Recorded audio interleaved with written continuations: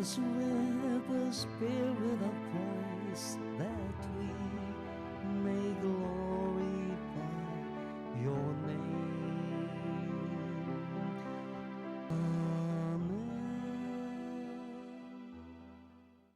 Magandang araw po uli sa inyong lahat. Ako po si Brother James de Guzman.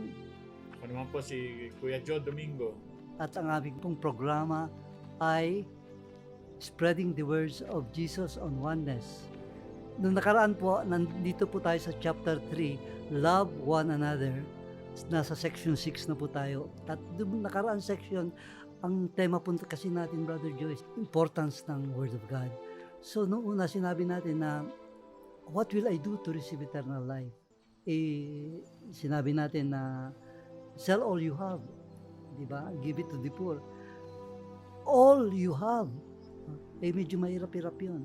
Kaya sumunod yung next episode natin, sumunod naman na sabi ni Zacchaeus, Lord, kalahati ibibigay ko. Ganyan. Sabi nga natin, baka lasing lang siya. Kaya ng kalahati, nag-offer ng kalahati. At sabi ni Jesus Christ, okay na yun. Sabi niya kayong kalahati. What is important siguro is your heart. Ngayon po, after that, ito namang didiscuss natin tungkol kay Cornelius. If Zacchaeus' way of giving is difficult to do, then we can be like Cornelius, a centurion who gave alms generously to people and prayed to God always. Napakayaman ho si Cornelius na centurion, and yet, ang binibigay niya is alms. Nagdadasal, sabi sa kanya, prayers and alms. So, ito po ay matatakpan po sa Acts Chapter 10. Chapter 10, okay? So anyway, ganito po nangyari.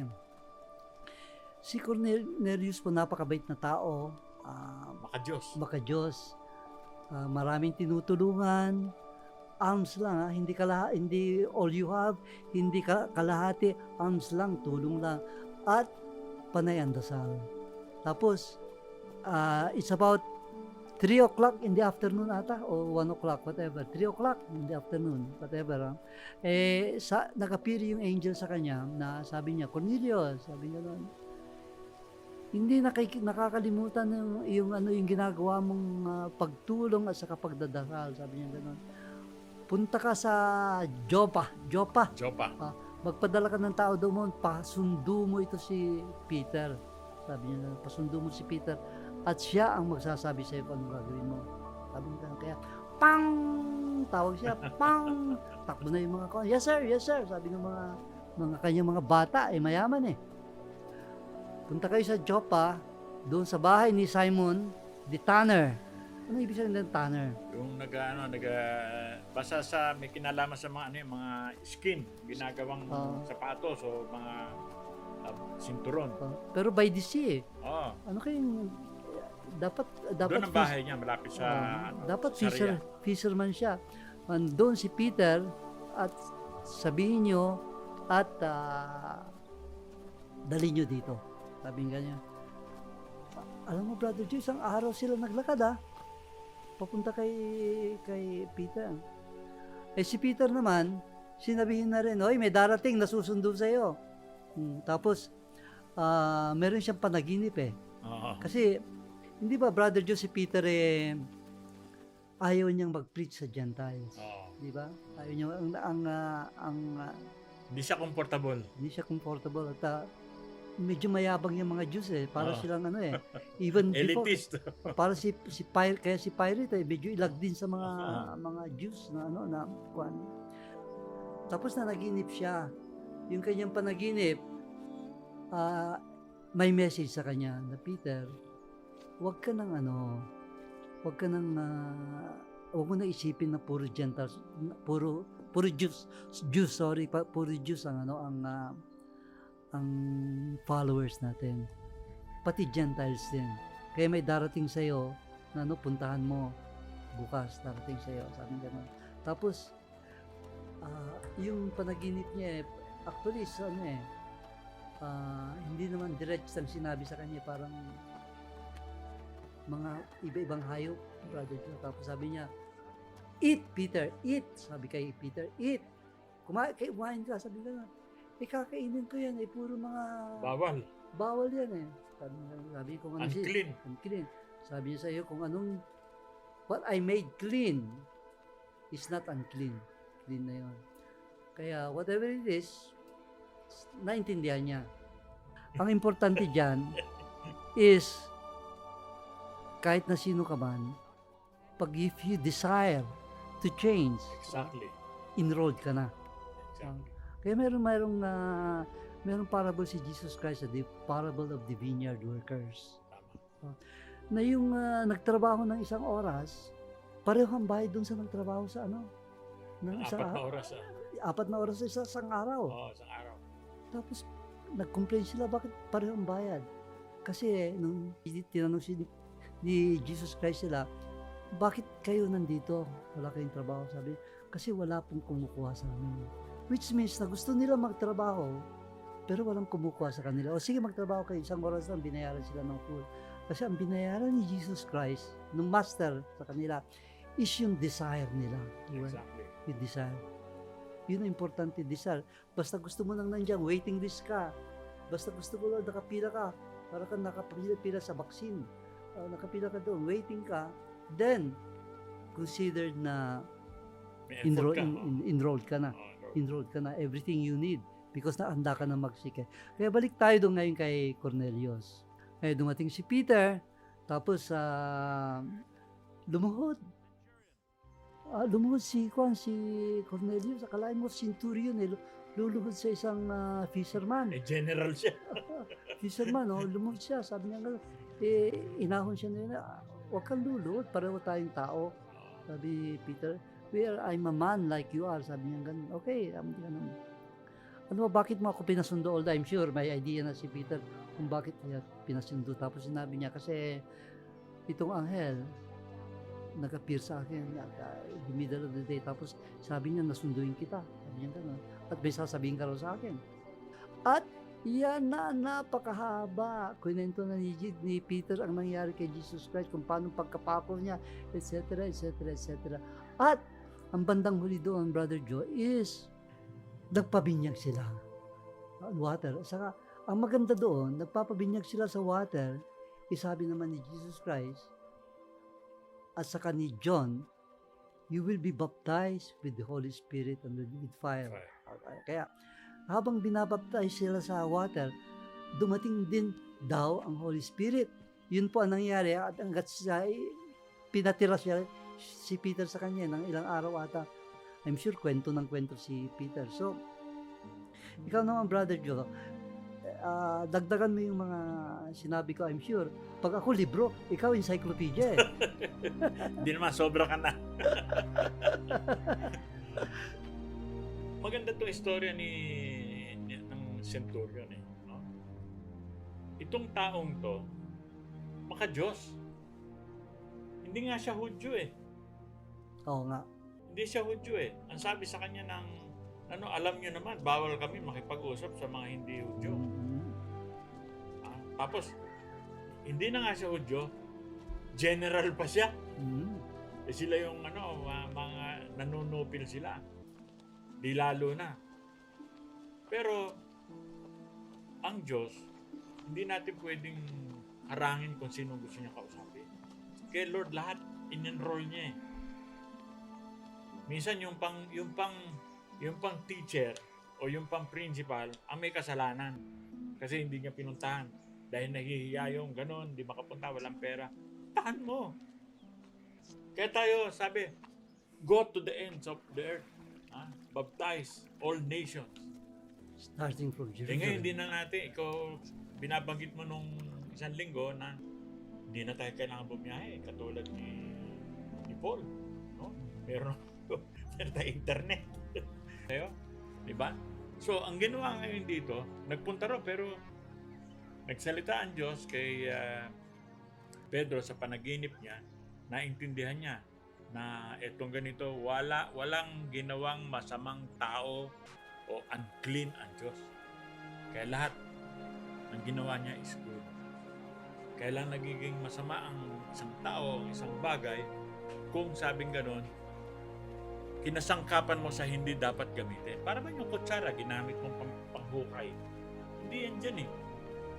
Ang tao, ganun din. So, nagpakasangkapan ka. Sala ka. Sabi, mali, sala, kapus. Ganun yan. Ibig sabihin ng kasalanan. No? Hindi tayo angkop. Kaya yung sinasabi, kaya ang binabasa ng Diyos sa atin, miski hindi ka nagtagumpay sa ginawa mo, pero gusto mong ito ang mangyari, yun ang binabasa. Katulad ni Zacchaeus, kalahati yan. Nagbibigay kusan loob eh. Hmm. Sabi ni Jesus, okay na yan. Okay Di ba? na. Okay na yan. Approve. Approve yan. Kaya walang pilitan eh. Too good to be true. Eh, itong taong to, hindi nga siya Hudyo, wala pang Kristyano, hindi rin siya Kristyano. Pero gusto niya. Mailigtas yung sarili niya at yung pamilya. Nahanap niya ang daan. Tinuro sa kanya ng Diyos kasi matayong team siguro yung ano yun. Biro mo, halos linggo-linggo yan siguro. General yan. Dami nilang laban. Ilang beses na siya. Para siya tumagal dyan. Ibig sabihin, ilang beses siya nagtagumpay. Hindi siya napatay. At ito si Cornelio, yan ang kauna-unahan na hentil Ganun sa pala. kasaysayan ng mga Kristiyano ngayon. Nauna pa siya sa atin. Utang loob pa siya. First Gentile convert. Pero Ano pa? si Paul, hindi Gentile, kasi actually Roman citizen siya, pero Hudyo Hudyo siya. siya. Oh. Okay, pagpatuloy Hudyo mo siya. si Cornelius talagang Roman. Kaya itong Kristyanismo na ito, sekta ito ng Hudyo. Sekta ito. Kasi puro Hudyo to na, kaya sila nakapagsimba rin doon ng panahon na yun eh. Pati si Jesus nga, nandun eh. Si Jesus nga, siya yung nagpauso niyan. At natatakan siyang Kristo, ibig sabihin siya yung napili at siya yung nasa pinatunayan niya doon sa kasaysayan. Mahalaga yun, nasa yung kasaysayan. Nandun sa Old Testament siya, nagpapatunay yan. Ngayon, itong centurion na to, malaki ang impact nito para yung mga Hudyo na maniwala eh. Kasi kalaban nila eh. Ganon din ang kalaban nila na hindi Hudyo. Tapos ito naman si Pablo, kakampi nila, kalaban nila na Hudyo. So itong pangyayaring ito na convert itong Romano na ito, sumunod sa kanya yung kanyang asawa tapos yung kanyang mga kasambahay. Household, yes. Household sila. At sila yung unang-una na sabihin natin kung pwede nating sa kasaysayan sa Biblia, sila yung unang charismatic. Tapos sinabi rin niya na nakita namin itong pangyayari. We are witness to this event. Sabi niya, kaming mga apostles, we are witness, we walk with Him. Paano ngayon, Brother Joe? Yung rich ruler, mayaman, kaya sabi ni Jesus Christ, sell all you have. Si Zacchaeus may pera rin kalahati, okay na rin, approve. Ito si Zacchaeus mayaman din, kahit na alms, okay pa rin. Paano kung wala ka ng maibibigay talaga? Wala ka na. Ni wala kang maibibigay na alms, zero. Paano gagawin natin? May sagot dyan. Ito. Babalik tayo dun kay John the Baptist. Okay. And if you really have no things to give, not even alms, Jesus says, we can still give. And when John had heard in prison about the works of Christ, he sent 2 of his disciples and said to him, Are you the coming one, or do we look for another? Go and tell John the things which you hear and see. The blind see and the lame walk, the lepers are cleansed and the deaf hear. The dead are raised up and the poor have the gospel preached to them. Preaching the gospel to the poor could be good enough to inherit eternal life. As good as giving all of your money, as good as giving 1/2 of your money, as good as giving alms. Sabi niya, the word of God is preached to the poor. Kaya ibig sabihin nun, pag wala kang pera, yung statement ni Jesus Christ na yun, na the word of God is preached to the poor, na pag wala ka ng pera, you can preach the word of God, which is pinakamahalaga sa lahat. Ang problema doon, paano mo i-preach, Brother Joe, pag hindi mo alam? Kaya makinig po kayo dito sa amin, at ito po ay sample lamang. Basahin nyo talaga yung word of God. At ask the Holy Spirit to guide you and teach you. Kasi sabi naman ni Jesus Christ, I will send the Holy Spirit to guide you and to teach you and to remind you, ano pa, teach you, remind you, guide you, And tell you what you're going to say. also what you're going to say. What? Kaya you ask the Spirit, Holy Spirit, sinabi naman ni Jesus, ask and you will receive. Okay, itong Seek sa and amin you will find. is we are just telling you that we are all one and we will all be one in seeking God. At kayo mismo, if you have that desire, hindi pa kayo nag-uumpisa, enrolled na kayo. Too good to be true. Ito kaya masayang-masaya kami ni Brother yung magsasabi sa inyo dahil it's too good to be true. Hindi mo pwedeng sabihin na wala kami ibibigay, wala akong pera ibigay. Kokonti lang pera, halos yun lang gagamitin ko sa pamilya ko. Hindi pwede. Kasi merong pinakamahalaga sa lahat na libre, sabi ni Jesus Christ, freely you receive, freely you give. Itong sila Centurion, itong mga extraordinary na tao, ito mayaman to eh. Mm. Para siya maniwala dito at makinig at umano, para niyang sinusuway yung Caesar.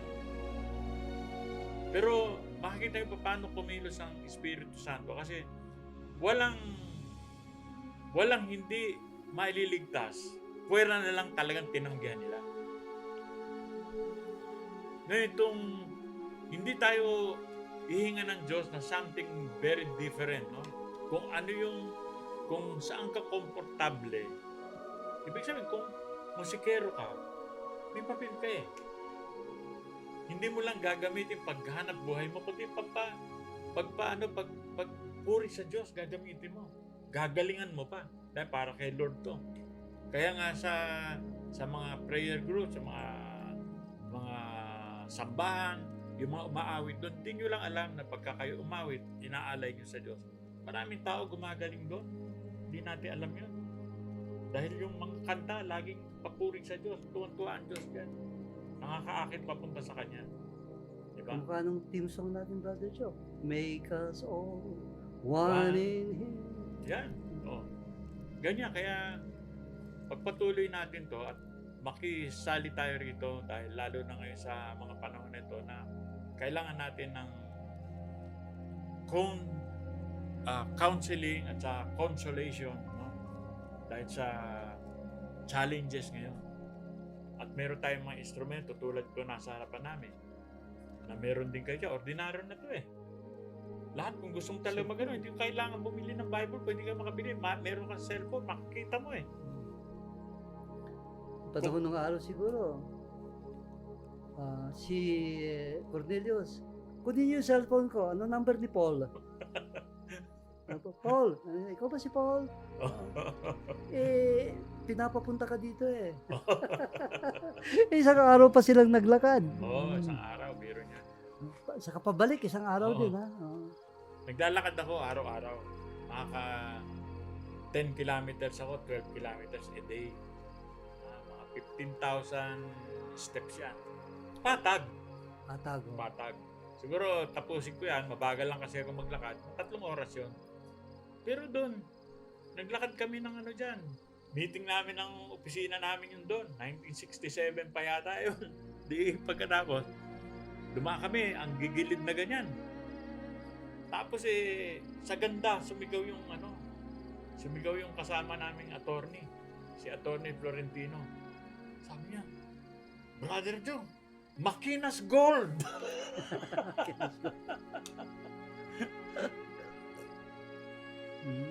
Kaya doon, kaya ako sinasabi, kasi doon sa mga laki ng mabulubundukin nila ron, ang bato kasi lalaki nitong silya. Kaya miski yung camel hindi makaakyat halos. At yung danger pa ng mga bandido na nandun. Kaya miski yung mga sundalong, yung mga sundalo na Romano, hirap na hirap siyang tugisin yung mga tao doon. At itong panahon na to, tawagin to, itong last 2,000 years is time of the Gentiles. The church age.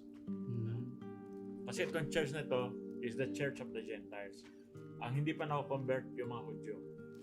Kaya pagka nag-isa na to, makukumpleto na yung tinadhana, yung prophecy. Okay, so napakaganda yung ating talakayan. At next episode naman, abang-abangan nyo at laging maganda. At pwede nyo po ulit-ulitin yun kasi kailangan po talaga basahin kung ano yung importanteng Word of God na yun. Yung, Balik-balikan natin. Ma-interrupt ko lang Kuya Gino. Kasi nag-umpisa yan tao, iisa yan eh. The universe, yung creation, isa. May kahulugan yan. Tapos dahil sa pag-disobey, disobedience, no? Nahati. Hindi na naging integrated yung lahat. Kaya yung nag-umpisang kumalat yan, pinaghahati-hati nga, sabi nga ni Kuya Jigs, ng kalaban ni Lord, no? Ang ginagawa naman, ang simbahan ngayon, sinasabi yan, pinag-iisa niya uli yung mga tao. Pinag-iisa. Kasi sabi ni Jesus, those who do not gather, scatter. Kaya dapat yung mga tao na maka-Diyos, hindi lang Kristiyano, lahat ng tao maka-Diyos, katulad nitong hindi Kristiyano ito, hindi Diyos, si Cornelius, no? Nakikiisa siya. Kaya yan, wag natin aangkinin na tayo lang ang ganito. Hindi, may mga taong kinakausap Diyos, hindi natin pwede pigilan Diyos sino gusto niyang kausapin. Saka, oneness na yan ang huling-huling Yan ang huling bilin eh. bilin ni Jesus Christ. Pinagdasal niya na we should be one, not only in body and spirit, but in deeds. In everything. In everything. Tapos, sabi ni Jesus Christ, alis na, palipad na. Palipad na, siguro para siyang paakyat na, sabi niya na, I will be with you till the end of ages. Preach, Brother Joe, Brother Jim, sabi niya na, you preach to all nations. Hindi lang True. Quezon City, tsaka Pasay. You will be apostle of Google. So maraming salamat po. Ako po si Brother Jings. Papaalam. Si Kuya Joe, nagpapaalam din. As His children, God has given us the grace to love Him, and Jesus, and the Holy Spirit, and the grace to do His new commandment. As the Father loved me, I also have loved you. So now I say to you, a new commandment I give to you, that you love one another. As I have loved you, that you also love one another. This new commandment of Jesus, which Jesus has empowered in you, carries with it all the other commands of Jesus, and forgive many sins. You can forgive 70 times 7, and ask for forgiveness. You can love your enemies, do good to those who persecute you, hate you, mistreat you. As you see Jesus in others, you shall not be angry with your fellow human being, and you shall not murder. As you are loving Jesus in others, you shall not take revenge on them. You could give all you have to the poor, or be like Zacchaeus. Give 1/2 of what you have to the poor, or be like Cornelius. Give alms to the poor, and gift will be given to you. In the beginning was the Word, and the Word was with God, and the Word was God. God, Word, they are one. He was with God in the beginning. Then John continued to reveal creation. John wrote, All things were made through him, and without him nothing was made that was made. In him was life, and the life was the light of men. I and my Father are one. Outside of God, Word, nothing exists. There is no existence whatsoever. Because without him, nothing was made that was made. Our Father, who art in heaven, holy be your name. Your kingdom come, your will be done on earth as it is in heaven. Give us this day our daily bread, and forgive our sins as we have forgiven those who have sinned against us. Lead us not into temptation, but deliver us from evil. Amen. For thine is the kingdom, the power and the glory forever. Amen.